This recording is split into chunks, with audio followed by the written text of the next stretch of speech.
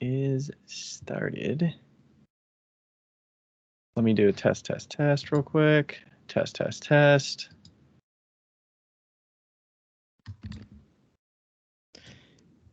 Okay. Okay, do you want to start at the minute mark? Sure. Going quick with it. Doing it. Ooh-wee. Doing it. Yeah. We're doing it. I feel like that's a song. I don't know the song, but I don't know it either. we're live. We're live.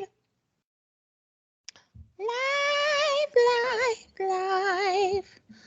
We are live. Hi. Heyo. Hello. How are you, Ryan? I'm doing all right. We got let's see. We didn't speak since my last show. I had a show a couple weekends ago. Right. Yes. Yes. Yes. It was my best show in 2021. Oh, yes, So your Berea show. Yes, my Berea show. You were there last year. I was. I learned that it's Berea, not Berea. Yeah. Because the middle of the United States are fucking weird. So it did not quite meet expectations of last year, but I didn't expect that. But last year was insane. It did impress me. It did impress me much. How much? How much? How much? A little over 5,000. Boom. Boosh nagoosh. And Shitty Cup Lady was there, right? I did not get all the way to the back. Okay. So I did not see, but I think my parents were there. I think Shitty Cup Lady was there. She was such a delight last year. She was so nice. If she was not there, would you come in the future and sell or try to? Oh, sure. Yeah, sure. For sure. But I don't want to go with $15 cups if she's coming in with $12 cups. Like, I don't want to compete with her. She was doing so good. There's so much pottery there. There's a lot of customer because I'm at the front, so I usually get their first pass, and they're like, "I'm just making a pass. I'll come back. I'll make my rounds." And I'm like, "Yeah, there's plenty of pottery to see." So you know that Tim C. I'm gonna give you a little tidbit, and I think we've talked about this, but Tim C. used to make coins. Be-back coins, and I thought that was so brilliant because then you could just stick it in your pocket, and if you felt it, you'd be like, "Oh, right. I need to go back." And coins are so good, you know, so tangible. Yeah, they're just real tactile. They're just small. You just like fidget with them. Yeah. Yeah, for sure. You should definitely make some of those. I can make a slab for you and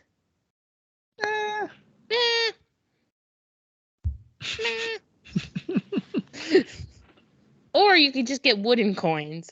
Just buy wooden coins. How do you like approach? Are you like, come back and see me? Well, when they say, "Oh, this is my first pass," you say, "Well, here you go. If you present this, you get 10% off." What if they're going to come back anyways?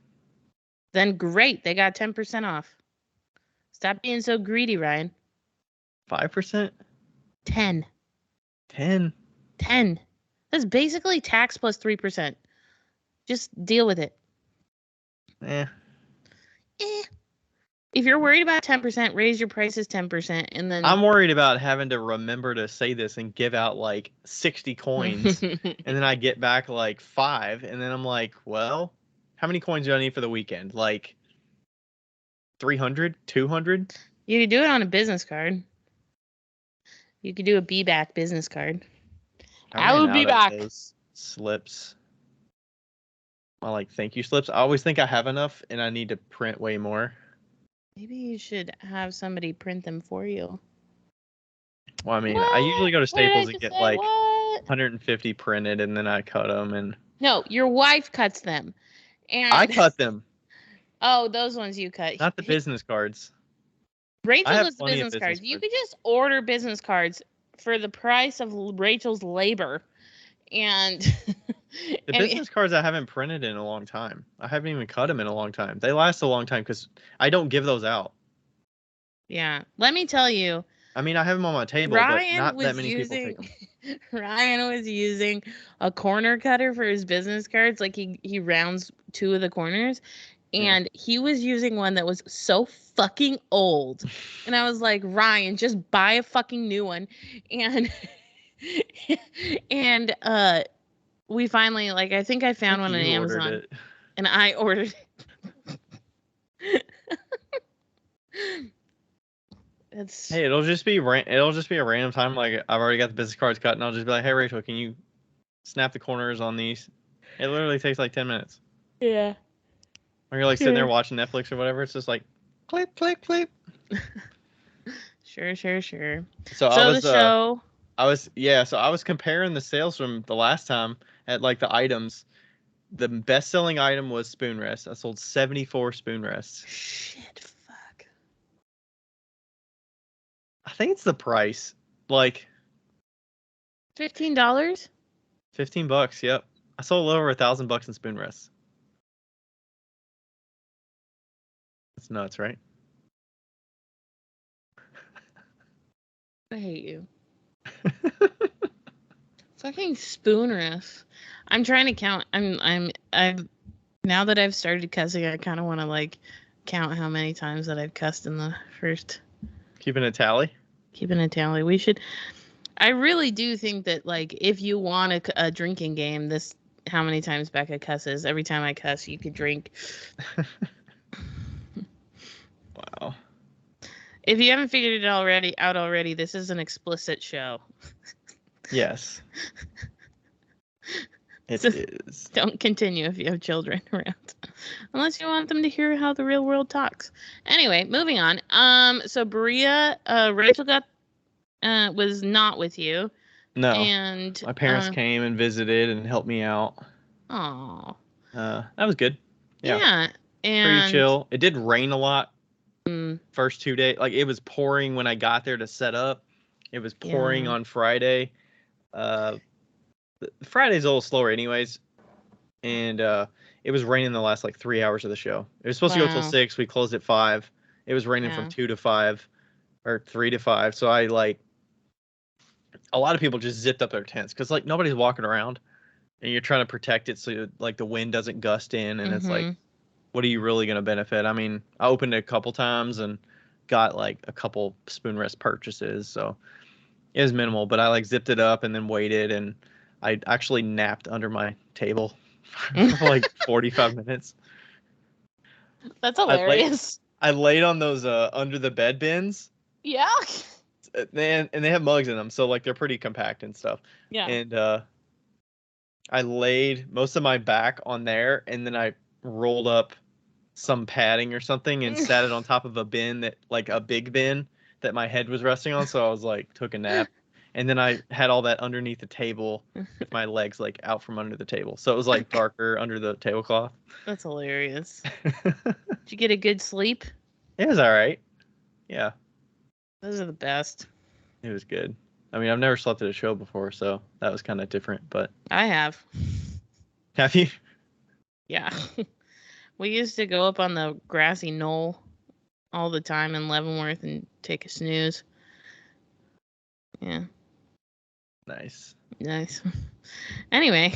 So yeah, that was the main happening the last couple of weeks, and then yeah, I've just been in throwing mode, and then unloaded a bunch of glaze kilns the last couple days, so nice. Getting a lot of work. I'm feeling more productive. I kind of had a bad couple of months throwing, but yeah, I think that was to be expected because I was finishing a lot of stuff. Yeah. And back to throwing. I enjoy it. It's kind of, and it'll kind of tie into some of what we're talking about today, but yeah, figuring out what I need to throw, who I need to restock, and all that good stuff. Yeah.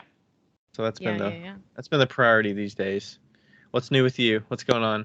Well, I went to Nashville last week. Yeah, Thursday. How'd that fan situation work out? The fan. Okay, so here's oh shit. Here's the deal. The shit out of a fan. Here's the deal with the fan. So I don't think my fan was high and powered enough because it was a battery fan, and I probably didn't have enough ice, and also, Did you got dry ice? I guess you could. Dry ice seems toxic. Anyway, uh, so yeah, for anybody who doesn't know, I made one of those like redneck fans, but I made it out of cardboard box and a cooler liner that I got from a Hello Fresh order, Yeah. the first promotional one you get for super cheap. And Uh-huh. then I put 2 cans in it, 2 Spindrift cans. As Yeah, your as exhaust. as my exhaust. And I could have had it a lot like tighter where the fan was. Like it was blowing out cold air, but also when we left, it was 83 degrees, so it was really nice to keep the windows open. And Hmm. then we just kept the windows open the whole way, honestly. So the fan would blow into the box, the air would circulate around the cold stuff, and then it would And then it have would no place to go but the but can. release out the cans. And it did work, but it just wasn't, the fan wasn't strong enough. The car, Where was it sitting in the car? Because it it was was kind of sitting in the bulky. back seat, and also I should have put the cans like closer together, pointing So they were angular. blowing on each of you in each seat. Yeah, and that I didn't do, but I learned a lot, and I got a book a few years ago that was called What Would MacGyver Do, and I'm pretty sure there's a page or a little section about that, making an AC unit when your AC's out. yeah. And it was some things with pipes and buckets of Oh water yeah, and stuff like that.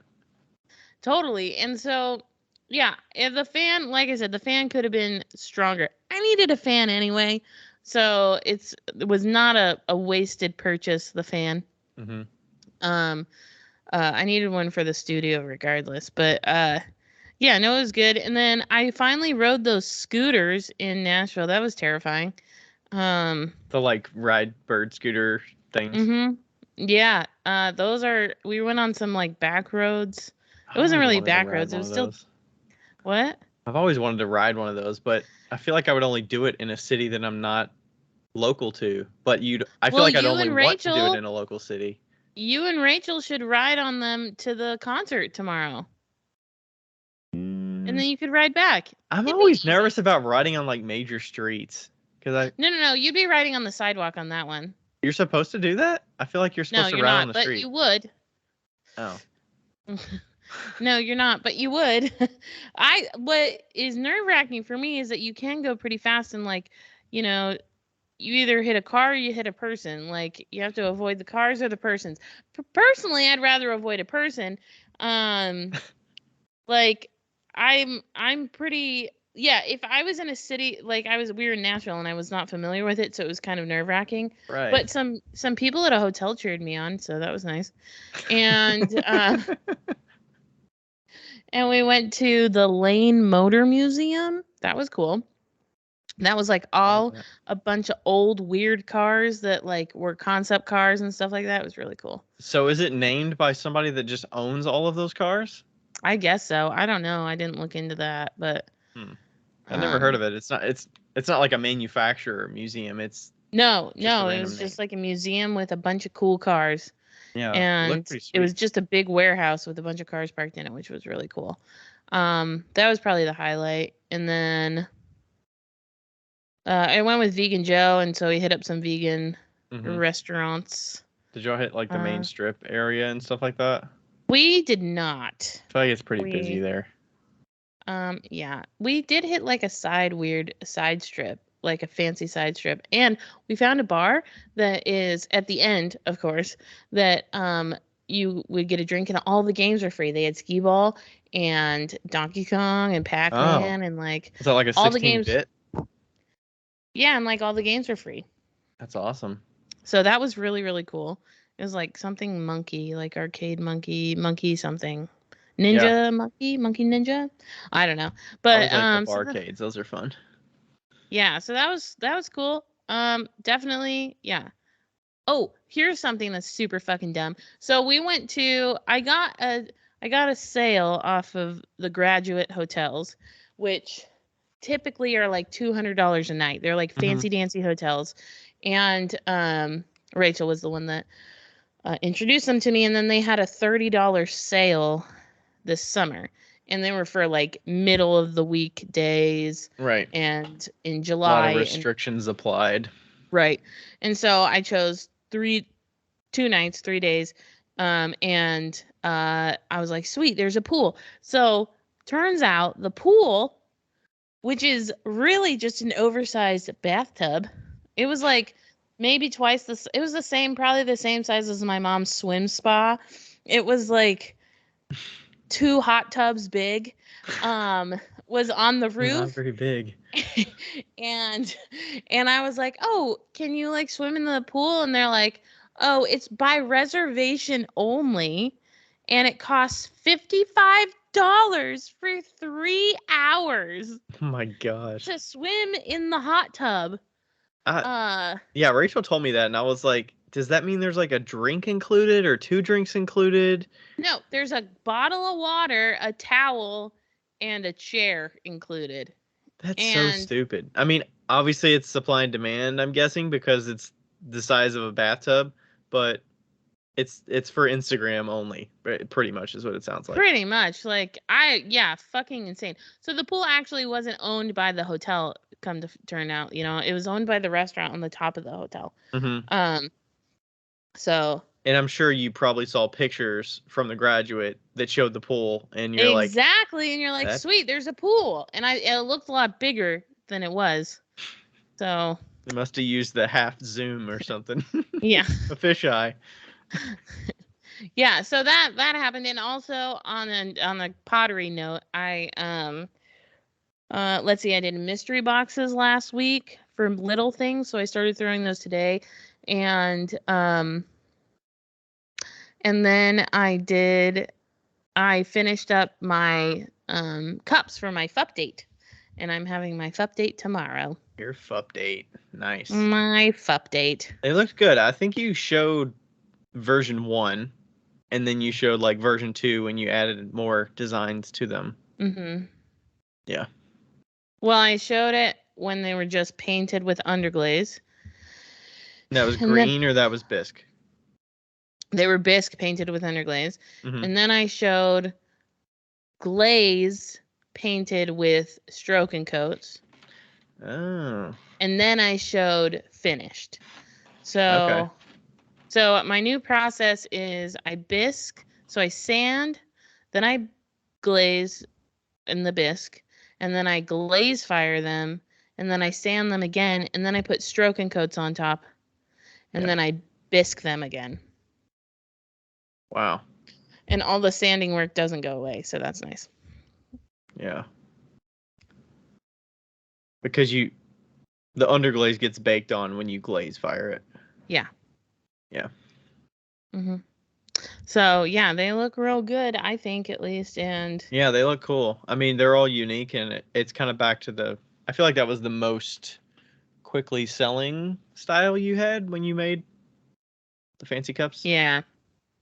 Yeah, because they look like nobody else's, Right. So. Yeah. I hope it goes awesome. How many did you sell a good amount of mystery boxes to hold you over? And yeah, I sold 20, I think. Nice. So not too shabby, and I'm gonna put about 8 pieces in each box. So yeah, that's manageable. And I'm just gonna keep them on the website. So. No, that's awesome. Yeah, I mean, you always have to make small stuff, anyways, right? Yeah, and I used one of Garrity's undercutting tools. To make like wide bowls. They're nice. Yeah. I want to get one of his unfooters. His unfooters? Yeah, he's got 3 new tools out that are unfooters. Oh, I think I saw that on his Instagram. Yeah. Garrity, if you want to sponsor me. I won't talk bad about you just yet. Oh my God, I would never. Never? No. Oh. Are you kidding me? He's a furniture designer. Becca's got a new company. He's a furniture designer. Like, he's like, before he was even making clay tools, he was making furniture, and I followed him way before. Like, I didn't even know he was making clay tools, and I followed him for furniture. Wow. Maybe you need to do a Friday thing with his tool that you got. Maybe. Give a little review about it. What you think? It's a Yeah, high no, bar. I think that it's I this is so contradictory, but I feel like it's kind of tacky to talk bad about one, like, well, he's got a full company, never mind. I think he has other staff. Yeah, he's got staff. It didn't used to be that way. But yeah. But would you feel that way if you talked about a potter's work? I would never. I would not talk about a potter's work Not unless, unsolicited is what you're saying. yeah, unless I was like, I wouldn't say anything publicly about another potter. Right. I don't think I have said things publicly, like badly about other potters. Not by name, at least. Yeah, I would never say their name. That's in poor taste. Yep. Yeah. All right. Okay. I have, however, suggested one person in particular, but I'm not gonna. I think I've suggested to. I think we had a whole episode about one, but I did not mention the name. So. How it's so hard. Like I think about these people that are just so good. Like you know, like just people that are in the public eye that are always like uplifting to all the people, you know? It's like, how are you that, like, how can you just, But don't people see through some of that? I don't know. They're like, is this real? Is this their real life? Maybe. Or is it, I do think it's a real thing that some people share only positive stuff on social because there's enough negative stuff that they only want to focus on positive, because putting more positive out is going to be better overall than putting out negative. Yeah. I can see that. Yeah. Like I rarely put out like negative political stuff. I'm more of a like, hey, look at this funny video I found. Yeah. Like, yeah. Yeah. Okay, what would you do if? Yeah, we're going to do a what would you do if. Okay, this is very relevant to what happened to me recently. So, what would you do if a shelf of raw materials collapses and is all over your studio floor? That happened to you recently? Well, yeah, my shelf fell off the wall and it had raw materials in there. Oh, right. Yes.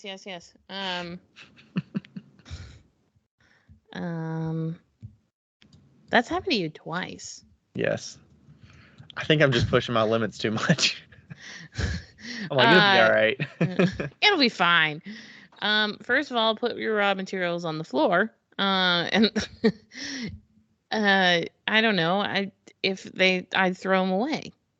If they got fucked up, you know? Yeah. I did the first time I learned to try to move some of them out of paper bags as much as I could. Some of them get stored in just paper, like double papered bags, and it's just loose. So if it gets wet, it's like not great. If it gets ripped, it's not great. And then I have a bunch of like plastic bags that are zip tied or, twist tied. So those aren't usually too bad if they fall on the ground, but I started moving them into plastic tubs and stuff like that. They have twist off lids. Don't do glass tubs. Yeah, I've had glass tubs that have fell on the floor in that instance too, because we had like those old spaghetti containers and we don't use them anymore. Right, so of you course. put you put stuff in them. I mean, I've used a lot of pickle jars. Lots of pickle jars, lots of artichoke heart jars from the pizza restaurant. Like, but they thankfully never fell. Yeah. I'd say go plastic if you can. Yeah, try to go plastic. Like reuse some of those like twist off ones.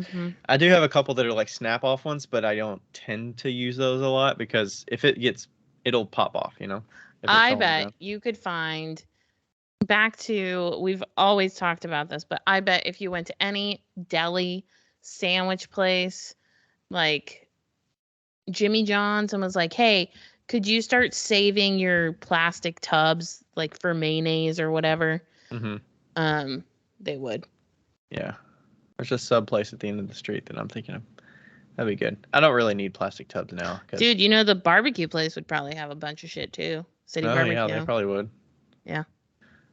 So yeah, I with cleanup, what I did recently, I did have some dry materials that punctured because it was in bags, and then I put them into a plastic tub safely, respirator on just in case it gets in the air and all that shit, and then scooped it up as best I could. My floors are generally clean anyways, but I Yeah. would scoop off the loose stuff off the top and then put that into a tub safely without letting it get in the air too much. And Yeah. then, just sponge it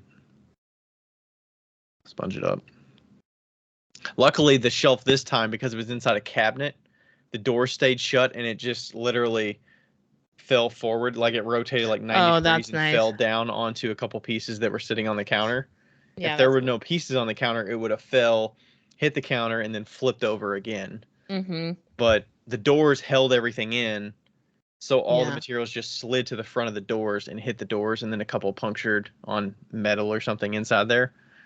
Yeah, but that's easy cleanup. So it wasn't that bad. But if it Yeah. was just loose out everywhere and it just fell, that would have been more cleanup, which I had that happen once. So, Ugh. but I'm just thinking about when I cleaned up my studio when I left. Cleaning up the glaze room. Wow. Wow. because you have to clean those sponges out so quickly because you just wipe at something and it's like caked on there, and then you It's so bad. squeeze it in a bucket, but it stays dirty. So like Sponge mop. A sponge mop, sponge yeah. mop. That's the ideal for that. But yeah, oof, oof, oof, oof. I think that I have a vacuum that's got a Like a HEPA. wet vac? A HEPA. No, I've got a HEPA vacuum. A HEPA filter vacuum. Oh. And so I'd probably vacuum it up with a respirator, but I'd vacuum it up. Yeah. That's Huh. the vacuum that's in my closet that I need one tiny part for to work. No. Gotta go to the vacuum repair shop. Yeah, well, the one vacuum repair shop I know, he didn't have them, so Really. I have to order it online. Rachel and I always joke because there's a sweeper shop up the street that's vacuum repair. I'm like, they've been in business for years. I'm like, there's no way they're making money. We always joke that it's Oh, like they a money make money. laundering. Because I'm like, No, they make money. There's still old women that have sewing machines. They make money. no, I said vacuum repair shop. Are you sure they're not vacuum and sewing machine repair? I don't know. Usually It the says two go hand in hand. It's called sweeper shop. Well, the two usually go hand in hand. They fix vacuums and sewing machines. That doesn't sound like a similar thing. It's all mechanics. I mean, I guess so. But anyways, we always joke that it was money laundering because they stay in business, and I'm like, I don't know how, because nobody's buying a vacuum from them. But I mean, I buy vacuums from places like that. But do you know what I think is money laundering? Boost Mobile. what about How Cricket? many? And any of them, like they just like have their own stores, like in the middle of bumfuck nowhere. Like why? I don't understand why phone companies need that many stores like that. I don't either. I think it's for people that don't understand the mechanics of it and they need to talk to somebody that's tech savvy, kind of like a Geek Squad, and that's why they have it mostly. Because I feel like maybe it's just a younger generation thing, but I don't want to go to a place like that because I don't want to be sold to. So I'm gonna avoid that at all costs. I've gone to them for sure. So that's like a last resort for me. I'd rather take care of it online if I can, and then if I need to talk to somebody, I would call customer service or talk on the like chat or whatever on the internet, and then I would go to a shop. I would not do it like first priority. Do you know what I just realized? What? Last week when we talked, or whenever we talked last, I turned off the AC and I left it off.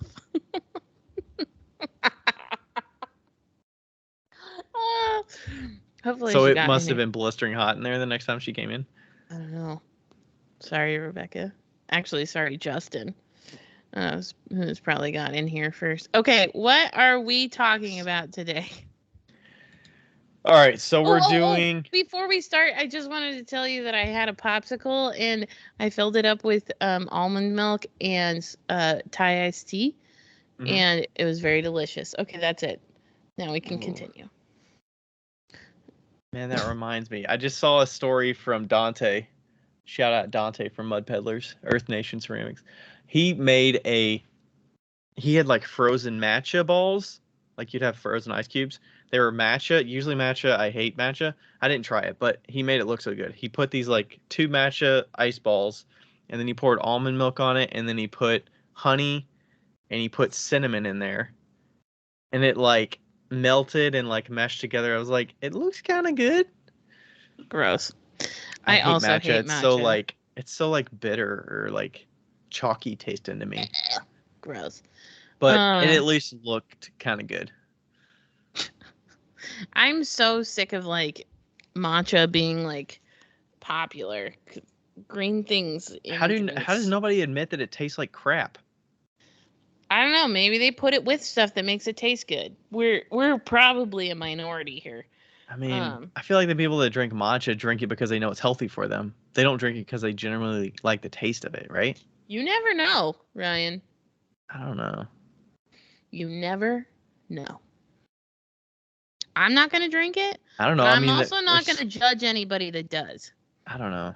I mean, there's people out there that like black coffee too. I'm like, I can't stand coffee at all, but there's some people that like it, but I feel like they're mainly drinking it for the energy. They're not drinking it for the taste. Oh no, there's people that like black coffee.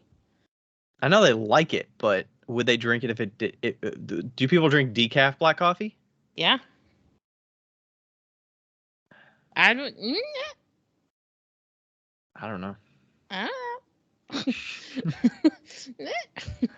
don't know. Certain flavors can't get down with.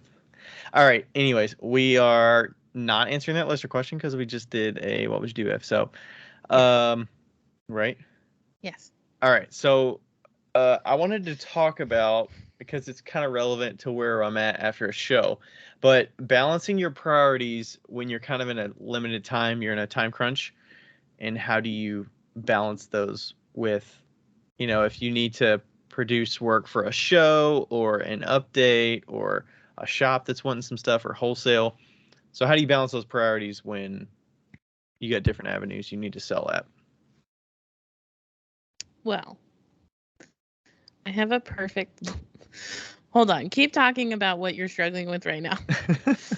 Okay, so I'm not struggling necessarily, but I'm at a point where I just did a sale at the show I did. Luckily, my next show is not for a month since it's about a month from today. So my next show is in Lexington. It's a 2-day show. So that's mainly what I'm doing. I'm kind of in restock mode. I think I kind of planned it that way a little bit. Generally, I do not do a lot of shows in the month of July just because it's so hot normally. And I feel like I'd much rather focus on the fall much more. So, yeah. So luckily I have about a month between, and that's kind of where I'm shifting my focus right now, is restocking some of those pieces, like the spoon rests. Go ahead. This is my response. Oh, it's coming. Is it going to talk to me? It's on mute. Okay. How do I... Damn you, Becca. Flapjack, please. Started making it. Had a breakdown. Bon appetit. I knew the first part. I heard have a breakdown, bon appetit. He's like, could you please explain your flapjack, please? Started making it. Had a breakdown. Bon appetit. Oh. That's how I feel about what you're talking about. Like, I feel like I just have like a full-fledged breakdown internally. And then I'm like, okay, I'm just going to start on something. Yeah. Because you feel like crippled to, like, there's so many options and so many things I need to do. Where do I even start that makes it productive, or else I'm losing time working on something that's not priority and not important? Yeah. I feel like now that I'm not working at Gravesco temporarily, potentially temporarily, I'm like back to this weird state where like I have an I have unlimited time, right? Yeah. I sleep a lot, which Mhm. grateful for. You're well But- rested, Becca. I'm well rested, even though I'm still yawning. I've decided that yawning might be a medical condition for me. And If you're saying yawning, it's making me yawn. I won't. No, stop. 'Cause I'm picturing you yawning. George Washington. And like, okay, so for instance, I had to get all of the stuff done for my update. I'm like out of money. Not really out of money, but Your update? my update. I'd like to get that update money ASAP, so I had to get that done.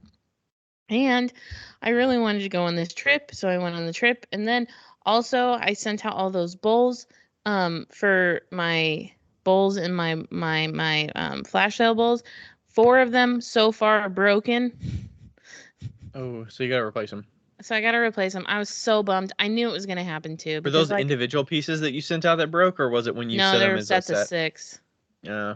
Yeah, and I like shook the boxes, and then when I took them to the post office or the UPS, I shook them again, and they were like kind of loose, and I should have just taken them back and repacked them. I didn't. I should have.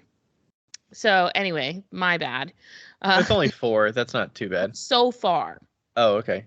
So Did you far. make more than what you ended up shipping out, or did you No. make exactly what you made? Well, I did make more, but I glazed them all. Ugh. So I glazed them all because I ended up selling them to another friend. Oh, So I'll just make more. It's fine. Whatever. okay. So that is going on. Then I sold all of these mystery boxes, so I have to make all the small stuff now. And Mhm. so it's like trying to like figure out what to do and when to do it and all the 'cause it's things like, to do. And who do I take care of? The customer's already paid me money and, give them better customer service? right. Or do I take care of the people that I can still satisfy that I haven't disappointed yet because of broken stuff? Right. Oh, and I have the farmer's market, and I haven't made a goddamn thing for the farmer's market in 4 weeks. 5 weeks. I literally just keep coming back with the same shit. So you've been dwindling a little bit of stock each time. Yeah. Yeah. So like, Okay. yeah, but so it's the same as you, like shows and like online stuff, and like when do you I always used to have that issue, like what do you make a priority for? Like what pieces do you make?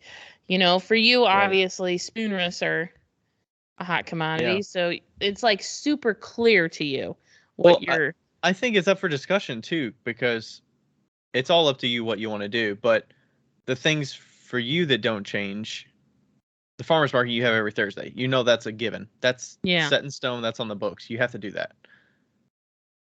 And you need money, right? So how much can you net from that, and what pieces can you make for that?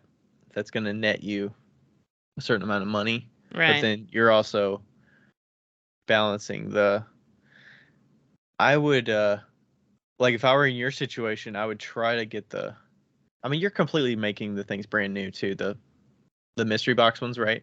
Mm-hmm. Yeah. Those are you easy. could crank those out, right? So you could It's only satisfy a lot of those 180. orders. No, it's 160 pieces. Yeah. So it's not like you can make the bowls for the broken things. Like if I was throwing for the day, I would throw those first because those people have already paid. So yeah, and I would I'll make more make than I those. need. I do have 2. I have one white one that I'm gonna refire, and then I have another one that I think that will go to the first person that was broken. And I was so bummed that the second one, I was like, please be green, because that's the color that I have, and they were blue. So I was like, bummer. But yeah, and like, but I used to always struggle with this, like when I was, doing shows and stuff. Like, what do I make? What do I? You should know what you need to make, right? You know what sells at the farmer's market is more possible to sell at the farmer's market. I feel like it's totally up in the air, Really? Yeah. Fancy do you keep cups, analytics about what's sold? Like if you look back at the whole... Are you kidding me? Who do you think I am? Okay. Well, that's a question to be asked, right? I feel like the farmer's market is more a social outing for me, so it's not like I'm not really stressed about it. No, not stressed as in you haven't made anything in 4 weeks for it, but if you had to think of it business wise, I would probably make some what is mixing the best? bowls. Those Okay. sold immediately. Like the day that I brought 2 mixing bowls, they both sold. Okay. And then And what's your timeline on those? Can you make those as quickly and as efficiently in the amount of time they take to dry? What's the yeah, I risk mean, they for won't be ready loss? for this Thursday, but maybe next Thursday.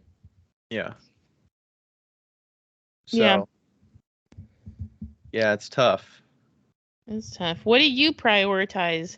Like, what do you prioritize your shows, your wholesale? Like, what do you prioritize? So, right now, I am a little bit behind the game on a wholesale order that are custom mugs. I actually just I had to get a stamp for it, so I had to get a rubber stamp made. They printed the wrong one. It was too big. I had to get them to print another one. I just got it on Friday.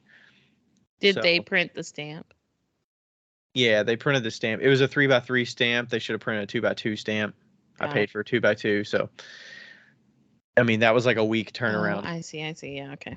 Yeah, and then I mean I like worked with a company to get the stamp. So, that set me back. Plus I was working with, it was an underglaze pad stamp.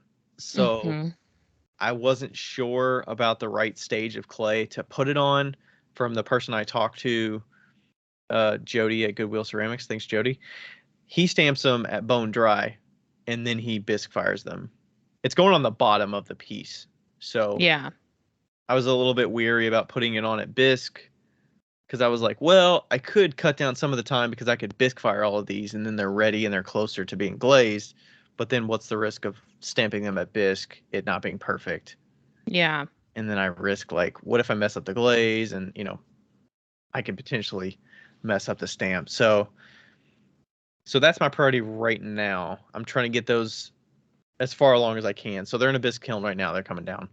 And then my other priority is to get other pieces in the works. So the spoon rests, I threw over 3 days, I threw a round of 20 spoon rests, and next, 2 days later, I threw another 20 or 30.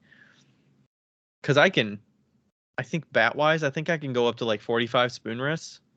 Okay. And as long as the clay is prepped. Come on, Speedball. Let's get some more bats to him. I mean, I've got more than that, but square bats, I have 45 square bats. I don't like throwing them on the round bats because they take up too much space, but we need more square bats. Ryan needs 25 more square bats. 26. In what color though? Any color. I don't think I need more square bats, but sure you do. I mean, I just got some underglaze from them. I can ask for square bats if I need them, but I'll ask for you. You'll ask for me? Yeah, I'll ask for you. You got a great relationship with them, right? Yeah. You got some sway. So my relationship is nil. So that's an easy win, right? You throw them, you come back the next day, you thumb them off, stamp them, they're done. Like you can get a whole shelf worth of spoon. You can get like 100 spoon rests done within a week easily. Way more than that if you really wanted to, if you only focused on that. But yeah, I've been doing that, and then trying to make sure that I have some other pieces in the works, but not like kind of filling damp boxes, but not overdoing it. So been making some other pieces that I can throw and then trim the next day, like oil bottles. I can throw those. I need to restock a lot of those. And then those are easy. You just let them set up and then you thumb off the bottom, stamp them, they're done. Let them dry, they're done. Like those are easy wins for me. So that's what I've been focusing on mainly, throwing wise. Yeah. And those are more like restocks for my shows.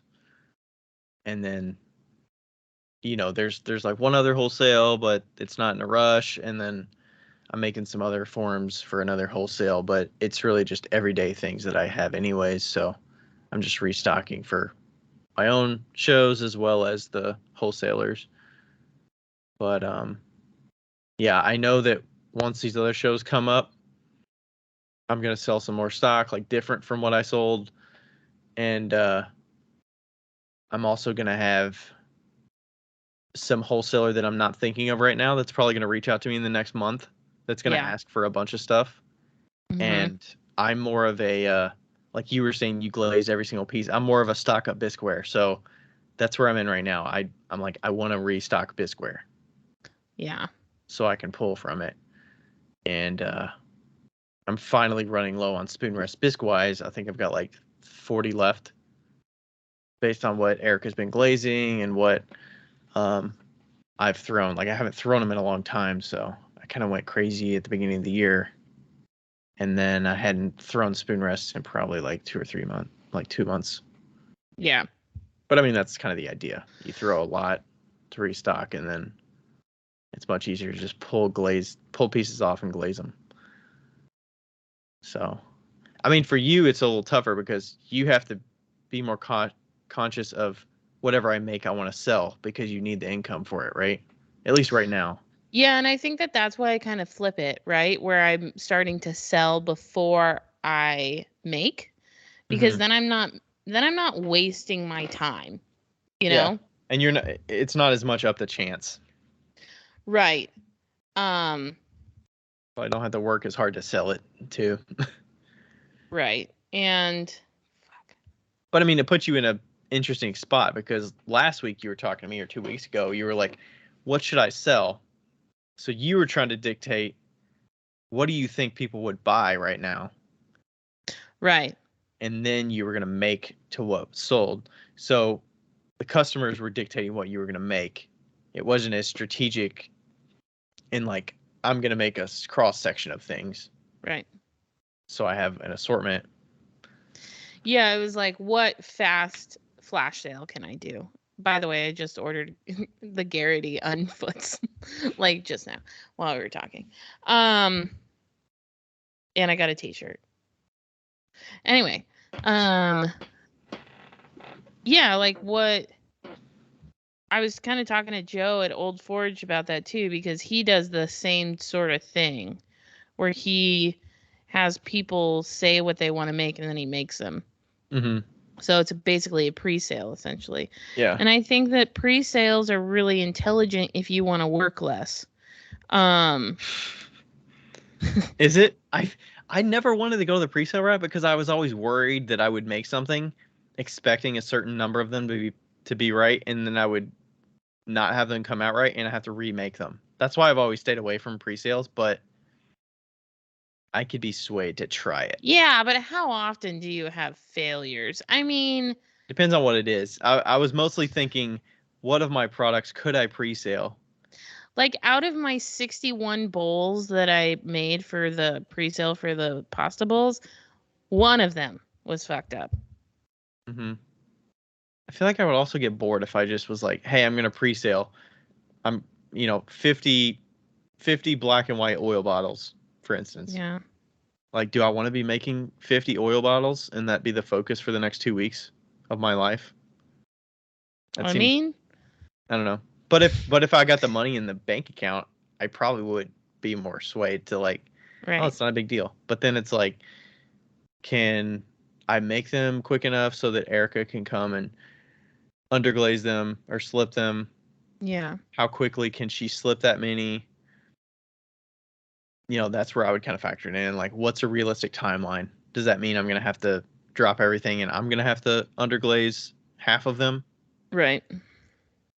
So, but I think I could play around with it. Like, I'm going to open pre-sale for 15 oil bottles in yellow, for instance. They could just choose their color. Well, I don't want to choose their color because some colors get fucked up. Well, then choose their colors that are okay. I'll choose a selection of like 2 colors at a time. Yeah. Like, you pick a color and then you pick if you like the clear version or you like the white version. Yeah. So technically 4 options, and then I just make, let's say, 15 orange and 10 yellow, and then I make a few more of each just in case, and then I glaze them. I worry that usually the issues come out when it comes out of the glaze kiln. Right. And then I'm like, well, I gotta remake a bunch of these now. Yeah, I think that's the like. You just have to be. That's why mine are only one color, and they're very, Yeah, that's where I'm like, would people buy a pre-sale of basic bitch pots from me? I don't know. They might. That's where I'm like, I feel like I have to have the unique things that people would actually be willing to pay a pre-sale for. But maybe not. Like the textured mugs or carved oil bottles. I feel like the carved oil bottles would be the main one. I don't know. Because I did a custom order for the carved mugs in the past with certain colors, and I've had that experience where I have to make 6 of them. I end up making about 30 of them because they messed up. That's fucking crazy. And then it's like I still have some of those seconds in my thing. I know you have to be like super sure of a pre-sale. That's the thing, is that it can't be some like fancy fucking. It can be something that came out amazing twice, and you're like, or once, and you're like, I'm gonna do a pre-sale for this. I'm gonna make so much money on this, and then it's like, but how much did you actually like do this? How much confidence do you have in this? Yeah.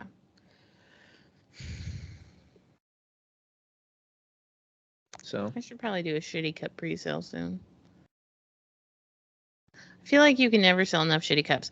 I'm telling you, I swear to God, they're like. Didn't you do a mystery shitty cup sale or something? Like a mystery box shitty cup? Or no, what was the last shitty cup sale you did? It was a while ago.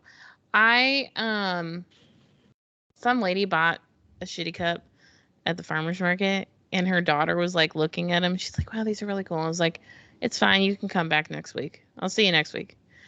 And she like, because her mom bought one, and sure as shit, the next week they both come back, and I was like, oh, hi. And she's like, you told us we'd be back, and here we are. And I'm like, yeah, you can't just buy one. It's like a Lay's potato chip, You can't just you can't just eat one. Who the hell opens a bag of chips and just eats one chip? Psychopaths.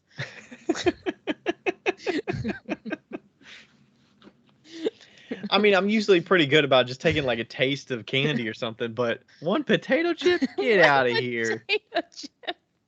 Get the hell out of here. Ugh. Wow. Shitty cup date. Yeah, that's where I'm like, also, that's kind of a thing for a show that you kind of made a point about. Even if somebody shows a little bit of interest, something like a farmer's market where repeat buyers are kind of, you're going to see the same people week in and week out. Yeah, for sure. You can't really, I would say it's bad for business to negatively interact with someone to turn them off, because they could be back. They could have interest and you're like, I'll be back, and they don't come back, and you're like harboring something against them because they didn't actually come back and they said they would. It's like, they're going to see you in the future. It's not the last interaction you have with this person. For sure. Just like people coming back to a show year after year. Like maybe they saw your booth and they didn't buy something. I didn't feel bad about it because I got plenty of sales and I had a good experience with them. So I'm like planting the seed for them to see me next year and be like, oh, I got this thing from, or my sister got this thing from you last year. They got a mug. I've been seeing it, blah, blah, blah. They really like it. And then they buy something, I was just thinking how funny it would be if somebody emailed you after a show and was like, oh my God, I bought this and I loved it so much and I'm wondering if you have any more. And I was thinking how funny it would be if you just email them back and you were just like, well, sucks for you. See you next year. See you next year. Yeah, it's true. I would never do that, by the way. I just think it would be fucking hysterical. I don't think it's uncommon for, I guess, maybe early sellers that when they're just getting into it, they feel like, why do all these people say they love my stuff and they don't buy anything?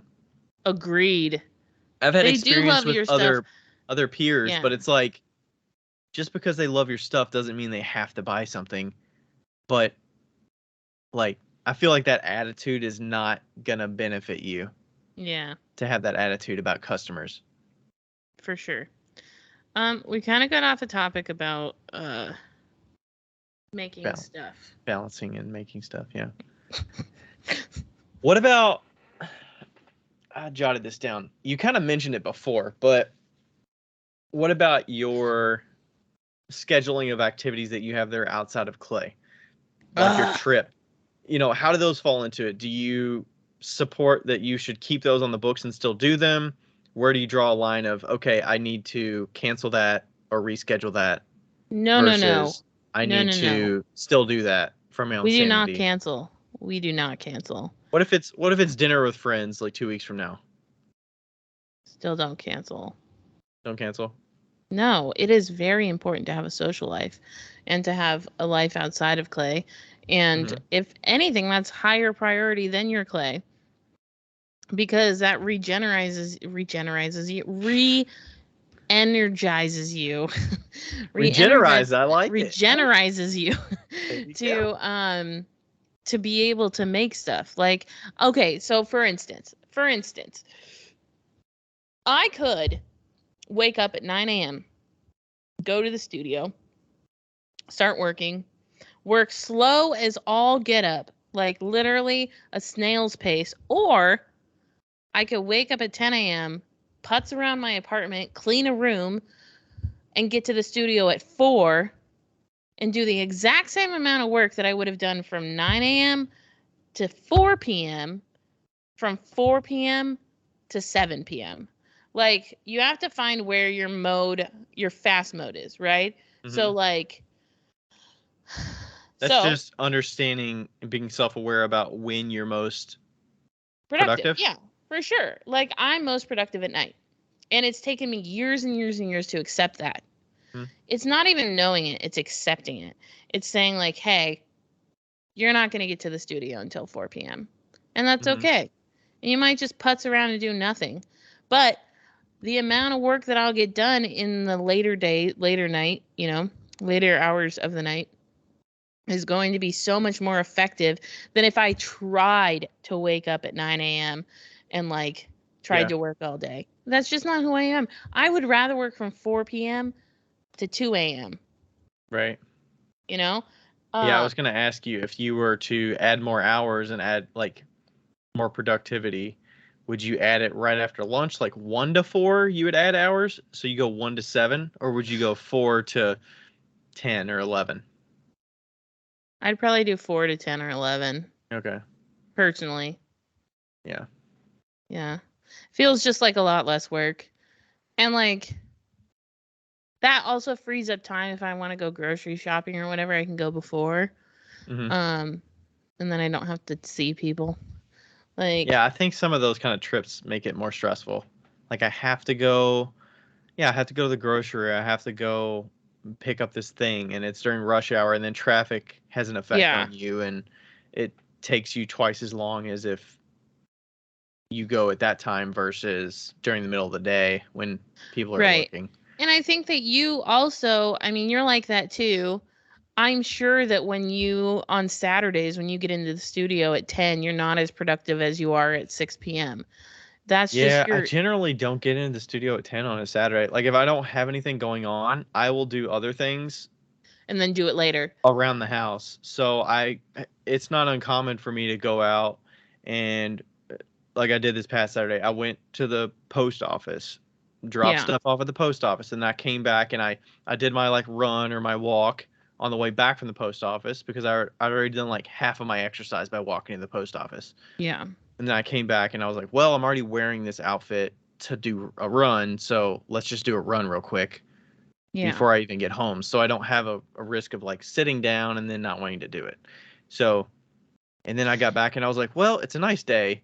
I've always wanted to wash my car. So I never washed my car and I did it. And I was like, Right. it's kind of like a reward for me a little bit, but it's also like housework sort of to do that.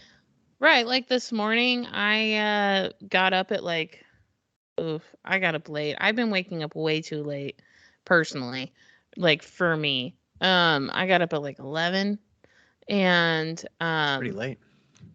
I know. What time do you go Like, to sleep when you're well, waking up what's at been 11? happening is, I usually go to sleep around 1 or 2. What's been happening is I've been having really intense dreams, and they make me more tired. Mm-hmm. So when I wake up at like 7, and then I'll go back to sleep and then have another intense dream, and that dream might like be exciting. Like, And you'll just like stay in it. Yeah. So like last night's dream, there was like a road blocked, and we were like, we were in line to get into the road, and then we got some free shit, and then we were at this concert, and like it was like a whole fucking thing, right?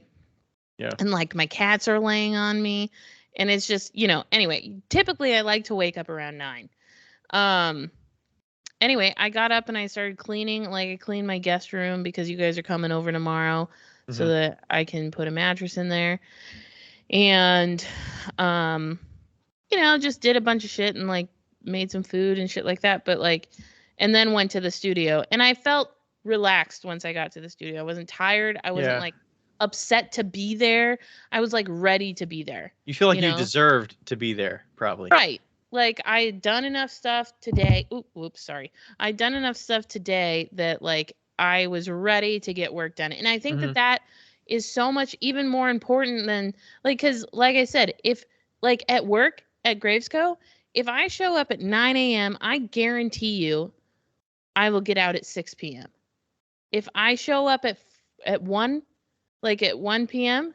and eat lunch and then start at 2, I will get out at 6 p.m. Like there is the end time doesn't change. It's only the beginning time. And I think that that's really important within our priority situation, and like the whole, work yourself to death thing. Is that because the time itself, you've set those boundaries on yourself to say, I only have 4 hours to get done what I need to get done? And you do it. Yeah. It's just like, people that are working a 40-hour-a-week job, they could probably get that work done in 24 hours, but for sure they're working a 40-hour week, so they're going to make it last 40 hours. I have prioritized myself, like when I stopped working at Gravesco temporarily, I said to myself, I will not work more than 4 hours a day. And the whole consulting thing has kind of jigged that a little bit, but not too much, Yeah. Does it help that you can you can consult from your own place? Mm-hmm. Because it's like you can flip a switch, like you're done with that, and then you could clean up for 5 minutes or whatever. Yeah. And then it is kind of weird if they're like separated out. I have to find shit to do, but but it's not that bad. So okay. So the trips and stuff, like I would definitely not cancel like a trip out of town, like Nashville. Mm-mm. If it was something like you were coming to visit me just for the hell of it, that would be something I would be willing to cancel, personally. Yeah, I don't know if I'd be willing to cancel it. And the reason being is that you should like write down. I was just talking to somebody about this today. It's just clay. It's fucking just clay. It is just clay. Mm-hmm. Like, well, it's not going anywhere, but your bills are not going anywhere. If you don't have money to pay for them. I know, but it's not going anywhere. It could be there a day later. Yes, if money is involved, that's a little bit different. Like I've definitely told Josh, like, hey, I'm sorry, I can't come because gas is too expensive and I can't afford to drive to you, But that's part of the discussion that we're having right now too. So I guess. In what situation would you cancel plans or a trip? Probably if I always have enough money. It's just because I don't live paycheck to paycheck. I live a month ahead. So I pretty much always have money. So I'm not really, it's mostly me being cheap. That's when it's not because of work. Okay. So. I feel like would you be more likely to cancel something week of versus I'm forecasting that I'm going to need this weekend. Yeah. After this show or after this update that I need to make more stuff. Yeah. Like you just came back from a trip, so I feel like this week is kind of like off limits. Like you can't be adding new stuff to this week necessarily. You guys are coming. Well, yeah, but you knew about that for a couple weeks. I also feel like if you're gonna schedule in a trip, it should be like not like a paid vacation, but you shouldn't have to. If you can get away with it, you shouldn't have to make up for that time. It should just go back to normal. Like, You shouldn't have like to like, okay, I'm gonna make a whole bunch of stuff because I'm gonna be leaving, and then I gotta make a whole bunch of stuff because I'm back right. Like, and I missed days. why aren't we prioritizing having a normal schedule that like allows for maybe 2 days off, 3 days off, and then you come back and you just pick up right back where you were.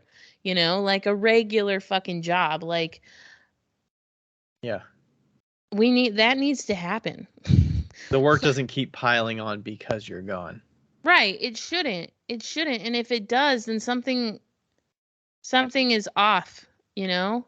I would say something's off. Yeah, I mean, mean, I think you should I have a lived like that business a long that's time. flexible enough that you can take a couple days off and it's not going to hurt anything.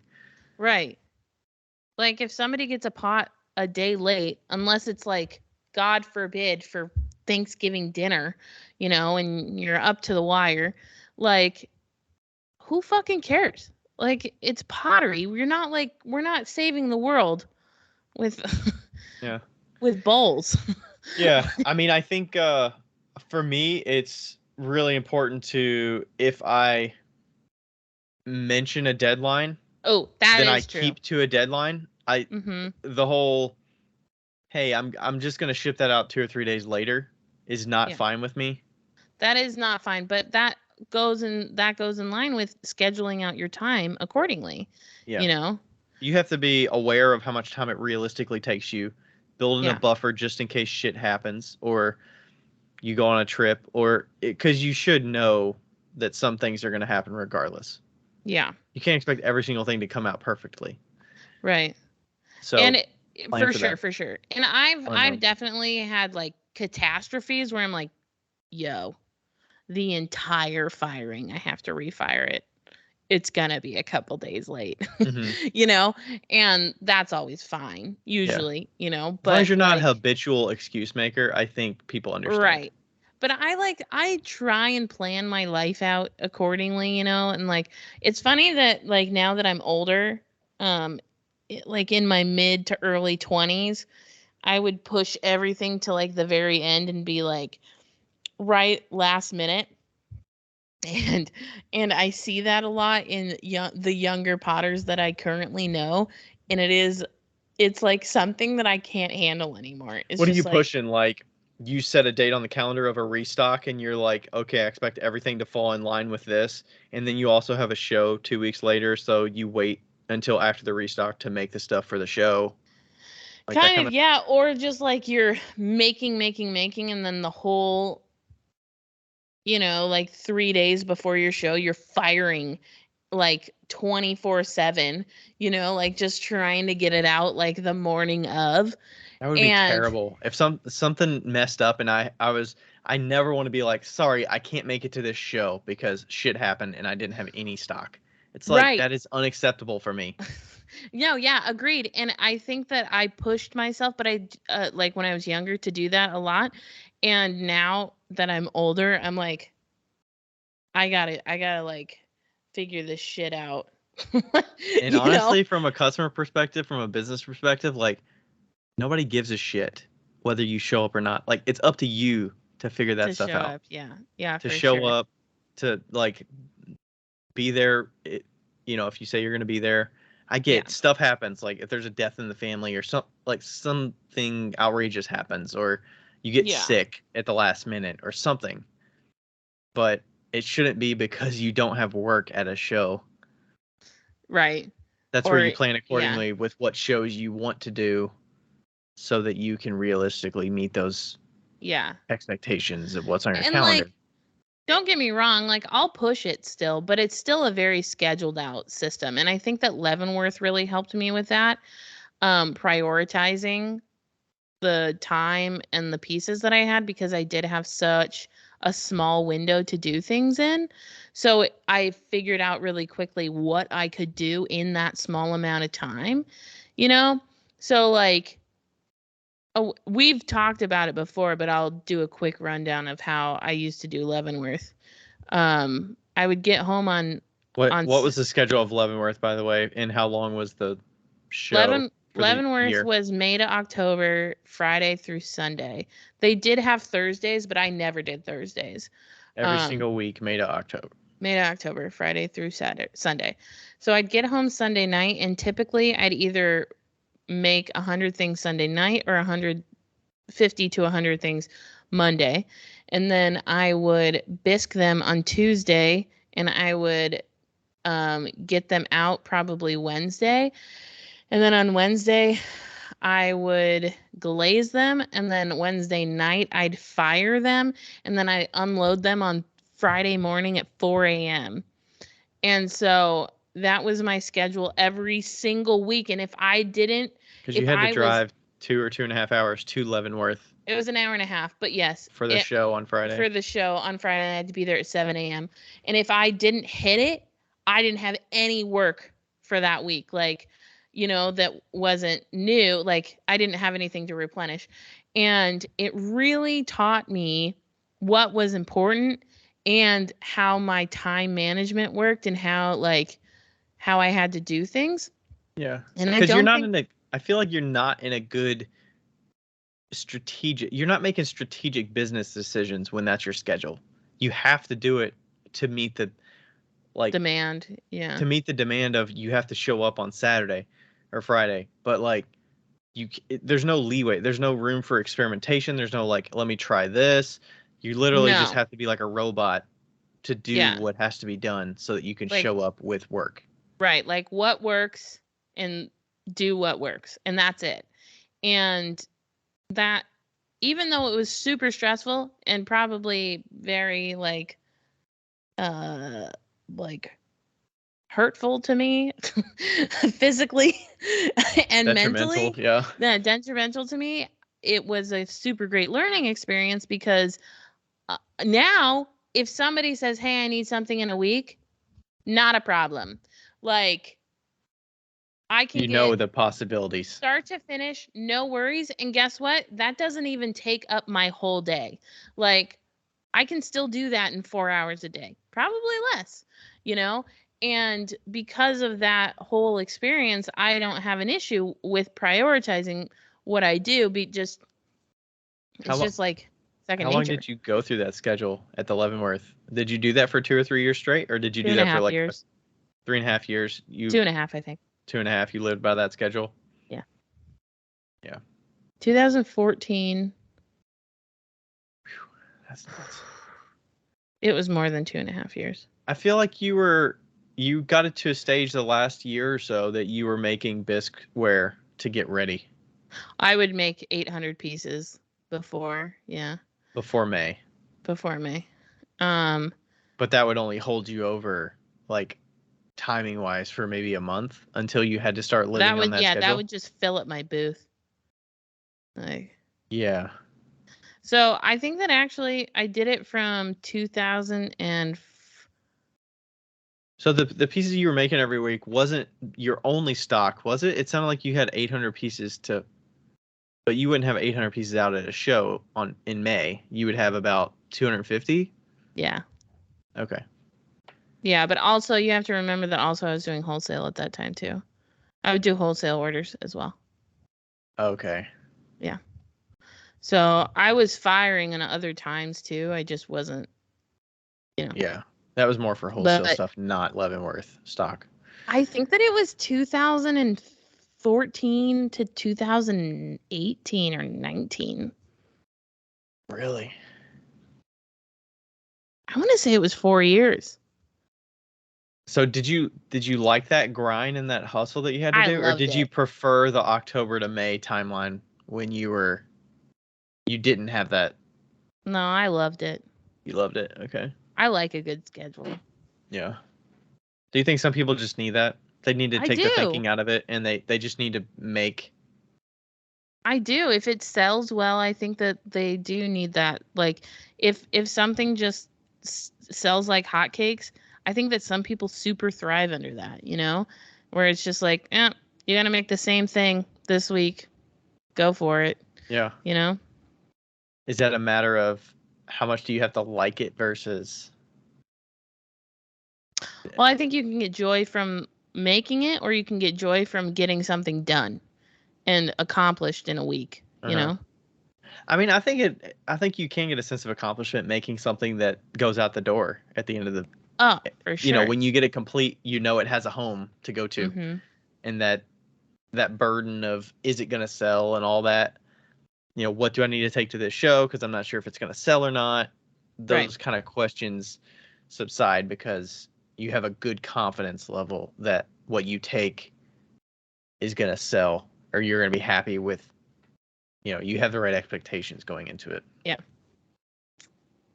I That have to definitely make feels my good, cousins a wedding gift. My second cousin, I got to make her a wedding gift. Okay. I had another question. What's that? What about, okay, let's say you got all this stuff going on, not the Leavenworth situation, but Right. let's say right now, whatever, you're doing your FUP day, you're making stuff, you got shows going on. What about some new opportunity that comes your way? How do you have plans to be able to accommodate that? Like let's say it's a wholesaler that comes to you, never talked to you before. They say, "Hey, I'm interested in this." You know, at what stage do you have those discussions and talk through it with them, and you know, open that door to actually potentially work together? Versus, I'm too busy, I have too much on my plate, I can't do that. And Well, that's shut that down. interesting. That is a good question. Now that I've because I think those situations come up because a lot of that you can't plan for. No, you can't plan for that stuff. And yeah, I mean, like, that is a great question. Especially around shows. Like, I had the Berea show. I had a client that came to me that was like, "Hey, I have this shop and I'm looking for wholesale oil bottles. Do you wholesale these?" And I was like, "Yes, I'd be willing to wholesale them." And we exchanged cards and just talked about what they were looking for. Mm-hmm. And it was about, like, you know, what were they looking for? Did they have flexibility? So I was totally open to it, and I think I can accommodate it. I would have to kind of make the pieces to fulfill it. I wouldn't have enough stock to fulfill it from my current stock. So, but I did need to restock oil bottles anyway. So, and I had that time period of, you know, I don't have a show 2 weeks from now that making 30 oil bottles is going to take time away from those. So, you know, those situations come up and I have that discussion. I'm like, can I do it? Can I not do it? You know, I think that now that I've got now that I have a set plan for my life and what money I want, it would definitely be an interesting conversation, because sometimes wholesalers can come to you and then they end up taking over your whole life, you know? Because of their demands and their expectations? Yeah. Like, you know, something that looks like a really great opportunity may actually be detrimental. Yeah, like detrimental to your business and your health. And so I think that I'd have to, if somebody came to me and was like, "Hey, looking for 100 pieces a month." Oh my God. I'm looking for 100 I feel like that's not a common thing to have a wholesaler that's like, "I want 100 pieces a month. Can you fit me in?" Really? 100 pieces a month from a wholesaler? Not any that I've talked to. You're not talking to the right wholesalers. Okay. Okay, we'll change it. Okay. Hey, I want 100 pieces. Let's say 150 pieces a quarter. Okay? 150 pieces a quarter. That's reasonable. Like, that's more realistic. I mean, Okay. I usually get orders for like 40 pieces, you know, every couple months or something. When I was working with the plant store with Urban Sprouts, it was probably like, I think that was also the money part of it, like the cost of your items, and they wanted to take advantage of how many. No. It was like a $1,500 order every month, like every other month. Yeah. Like they were not lacking in sales. Okay. So anyway, okay, 150 pieces a quarter. We'll say they're small pieces. Okay, like something I could do with one of those unfoot ribs or whatever that Garrity has. So, is it in your current product line, or is it something that is within your capabilities? Current products line, easy peasy. Okay. Right? That definitely. And I said, I want 150 pieces. I would say absolutely. I'd probably not give them a wholesale price. I'd probably just sell them for what I'm selling them for now. So, or maybe like $7 a pop or something like that, you know? But Well, they would know what they sell for because they're seeing you. Let's say they're seeing you at a show and they're looking at your prices at a show and they're talking to you at the show.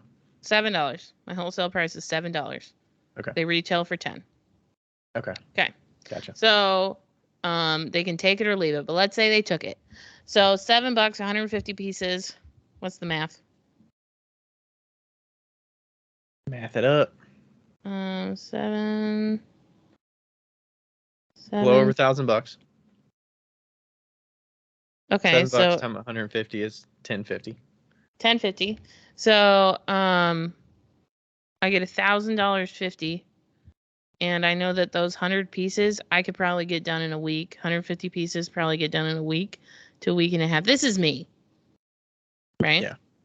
So These I are know like pinch pots or something small like that right, you can something crank tiny. out.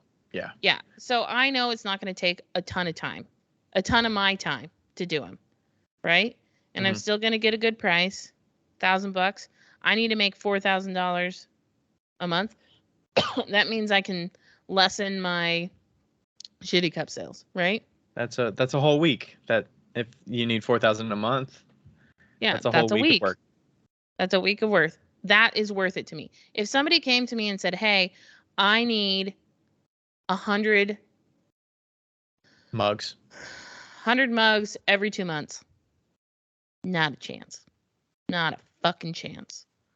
Is that mainly based on the enjoyment level of you making that item? Yes. Okay. And the amount of time that it takes to make handles, the amount of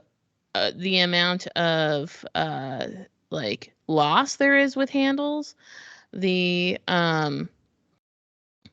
just the that. glazing process is probably a little more taxing, Not really, but like it's just the handles, you know? Like if they were like, "Hey, let's say so my mug price would be what, $20 for a wholesale? $20 times 100 every 2 months, that's $2,000 right? every 2 months. No fucking way. That is the same amount of money. $2,000, yeah. That's double the money. Oh, you said every 2 months. Yeah, so $1,000 every a 2 month. months. But you've got to make 50 mugs a month on average. No.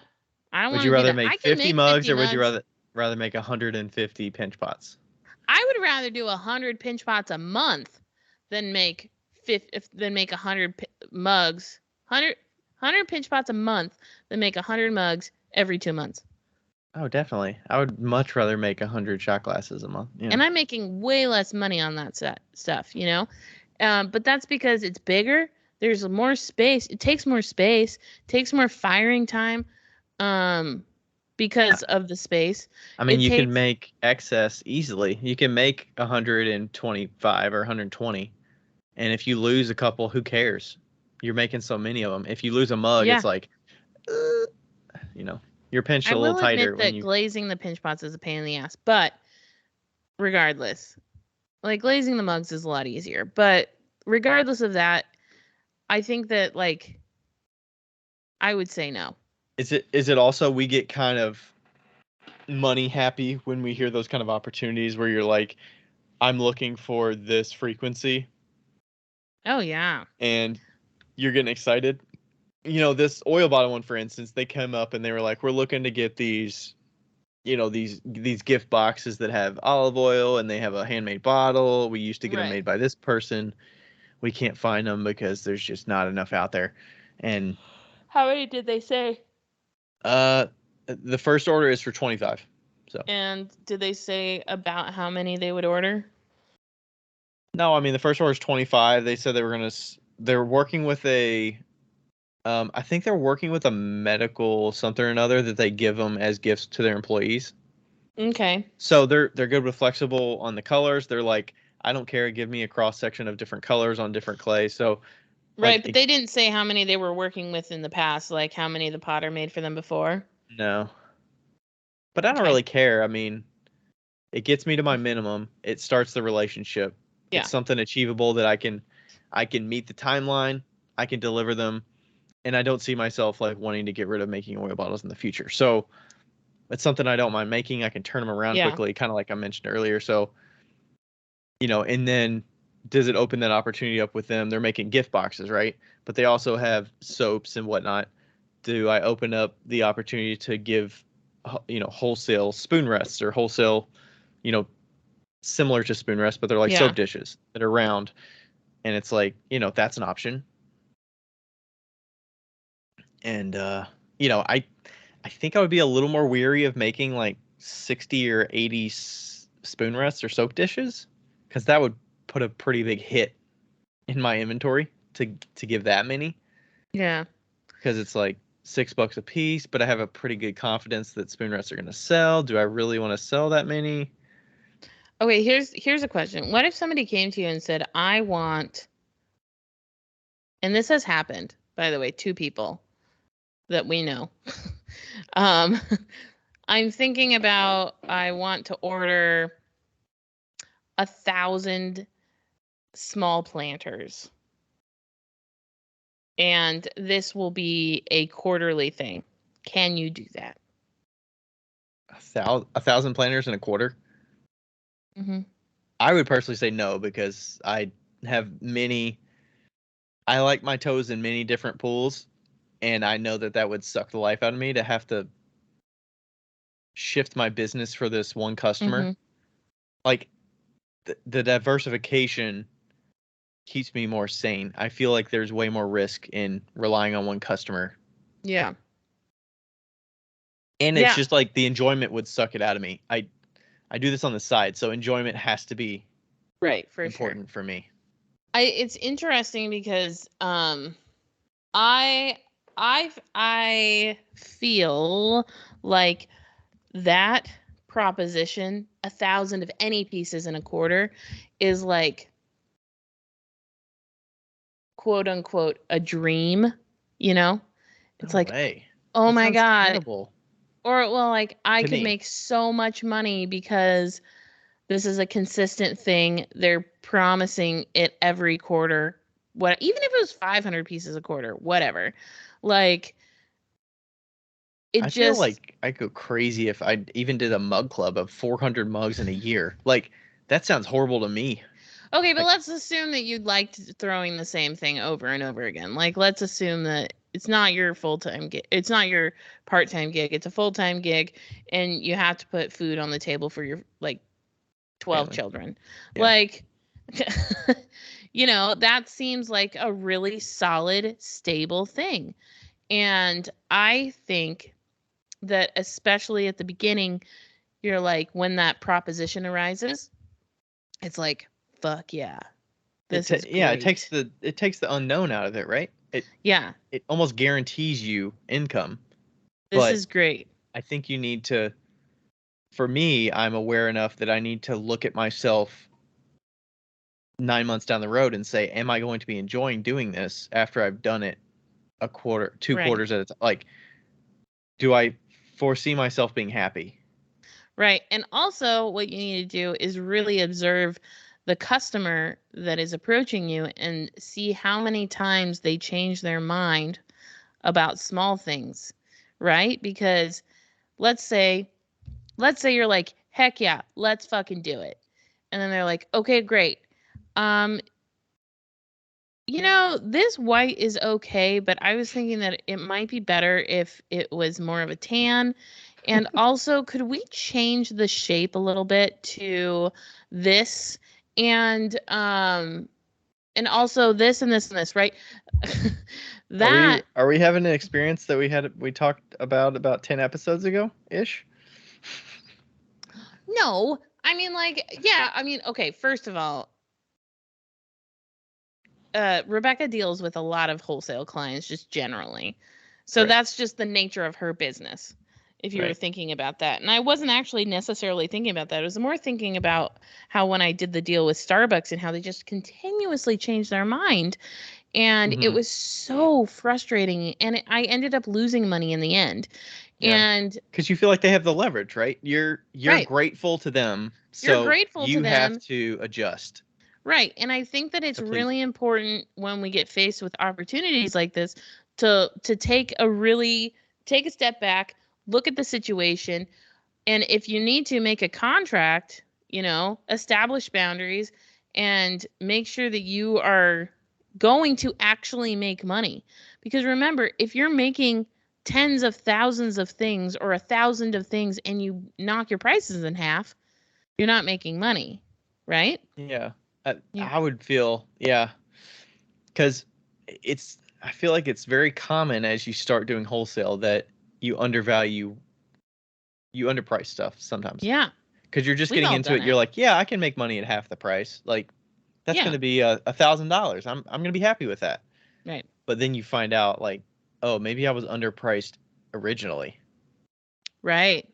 And then you're like, well, if I can make it and sell it at half the price, is it still viable for me? And what did I get myself into? Because then you have to have those discussions with them about, like, well, I raised my prices. I made a mistake. I realized that I was underpricing my stuff. Mm-hmm.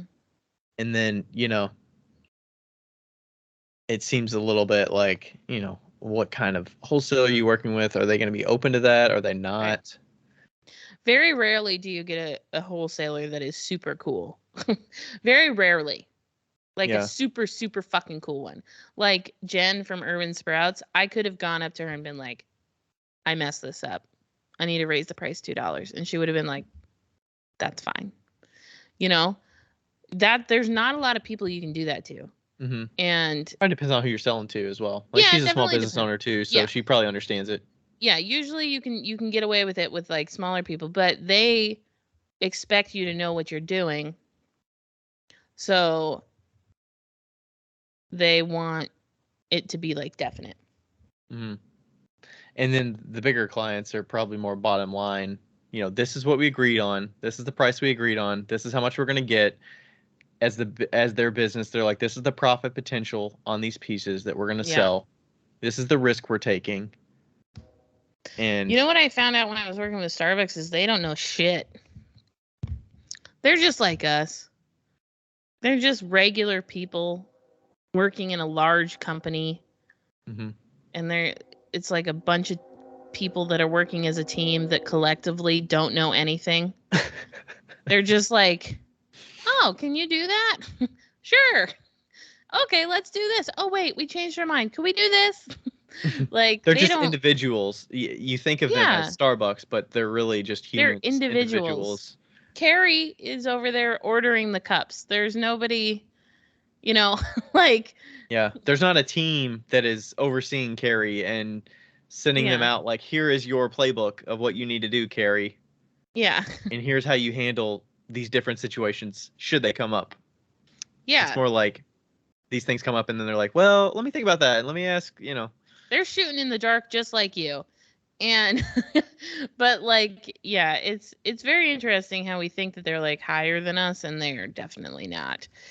Some of them are. Like, if it was like not Abercrombie, I don't know, Urban Outfitters, something like that. Are you thinking like Anthropologie? Is that what you're thinking? Anthropologie, that's what I was thinking of. Anthropologie, Urban Outfitters, those people would know what the fuck they're doing. But even then, like, it was Heidi. Heidi had on Boldly, the podcast that Heidi did. Mm-hmm. She had somebody on her podcast, and she was talking about the wholesale. She had a wholesale with Anthropologie, I believe. Yeah. And it was, and she just wasn't ready. Yeah. Yeah, I think those situations always come up. I mean, I've only had my own lived experience, but right. When you're in business long enough, especially when you go to certain shows, there are people roaming those shows that have shops. They're looking for handmade. They're looking for unique. They're looking for something to please their customers. And it's not out of the question that you get inquiries at shows.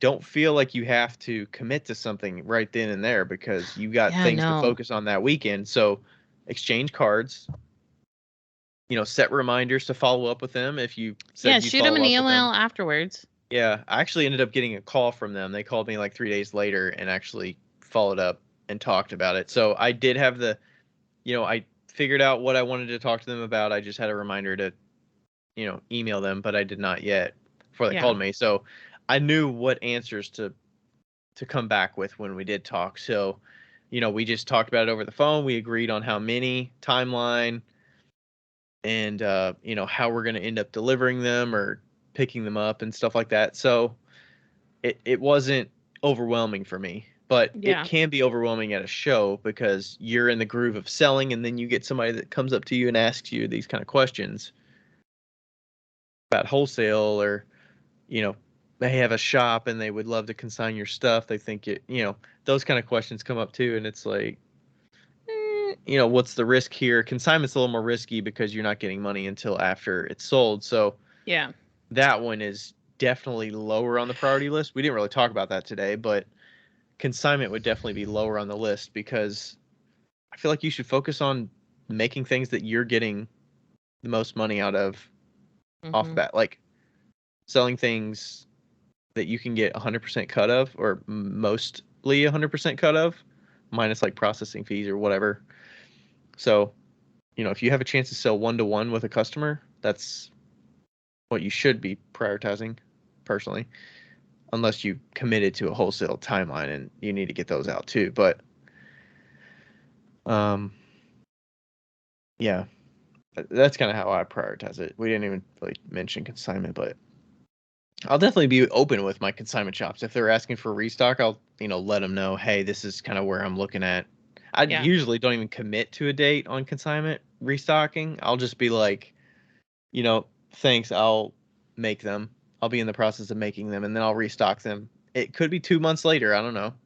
I'm not in a rush necessarily, because hopefully they have enough stock that they're not desperate for it. And you can also get ahead of it too. I think we didn't really talk about this, but you could also reach out to some of those people to try to get it in the works. Like I reached out to an old wholesale client that bought something back in April in anticipation for spring. And I reached out to him. It was just informal through Instagram. We've talked through Instagram. That's kind of how we connected initially. And I was just like, hey, just reaching out. Let me know if you want some more wholesale shot glasses. I'm kind of in the making mode, and I'd love to restock some for you if you're interested.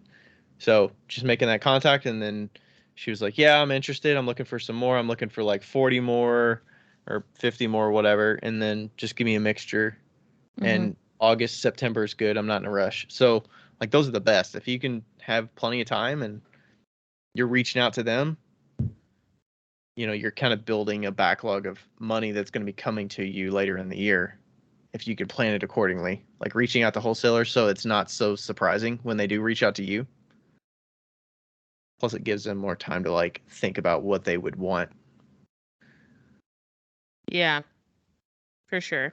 I accidentally just stopped the recording on my computer, and then I just started it up again.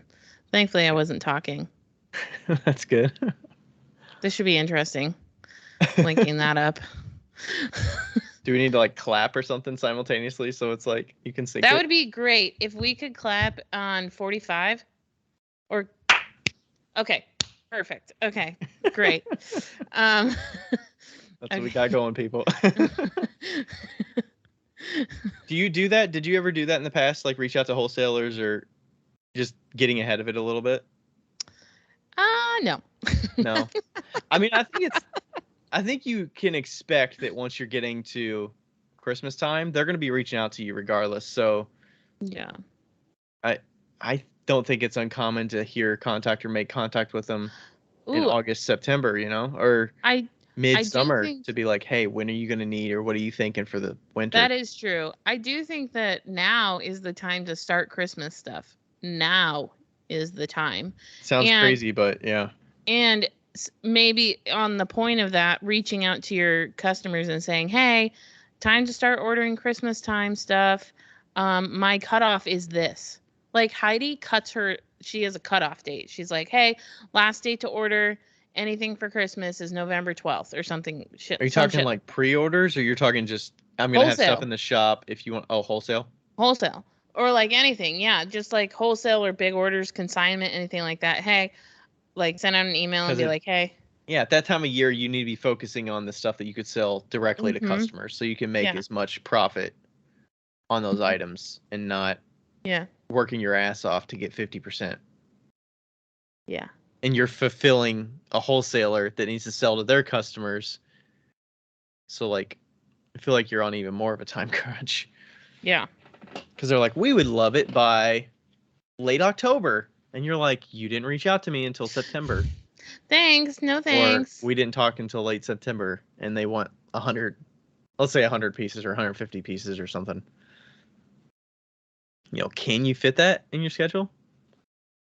But also, you know, you have a pretty good possibility that certain items are going to sell.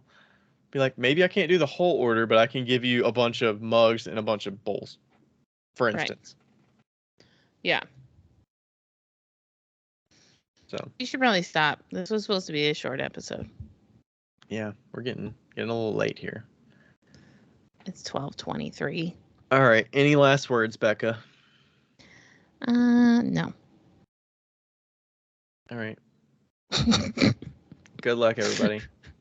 Good luck out there. Yeah. In the real world. I feel like just ultimately just being aware of like what your needs are, what your timelines are, what you're willing to do, what you can handle to not overwhelm yourself. I think that's going to serve you well for the long term. I do have one last thing. Find a friend that you like, a business friend that you have. Like for me, it was Andrew. Have a sit down and talk about what you can do realistically. That's my advice. Like what you can do realistically and then plan. Because we always make it seem faster than or slower than what we can do, you know? Mm-hmm. So like, you know, scheduling things like restocks and putting those on the calendar and being more proactive than reactive. Yeah. I've decided not to do that ever. I just never prioritize restocks online. It's probably because I don't sell out or anything. So there's not a pressure. Same. It's like my little update tomorrow. I gave him 1 day. I'm like, you know what? Like, it just doesn't make any sense to. I should have like released that video that I did tomorrow and just been like, they're up. What I really want to do someday is just be like, just put them all up and just be like, they're online. Have fun. Yeah. And then I think the go-to is after that, just mentioning it a few times will get people like, to know it's there. I feel like it's like some people are just not on Instagram for a couple days, so they just completely missed that you did an update. Oh, for sure. So I feel like that's where the hype does help. It's not like you're trying to sell them for a week straight, but it's like, hey, this is happening. In case you didn't know, this is happening. Yeah. Hey, it's happened. It's happened. Get in there if you want it. Yep. So, okay. All right. Thanks, everybody. Thanks. Bye. Bye. Yeah, that'll be fun for you to put that together. Well, we end about the same time usually, so I can at least hook up the end and then kind of like find my total was 142. 142. What exactly? 142.26. Okay. Are you gonna like drag it to that spot? 142. Do you want the exact? Hold on. If you get 142.26, that's gonna be pretty much dead on. Hold on. Why won't it let me scroll? I'm gonna do this as episode 157. The last one I have on computer is 155, but Yellow Door is gonna be 156.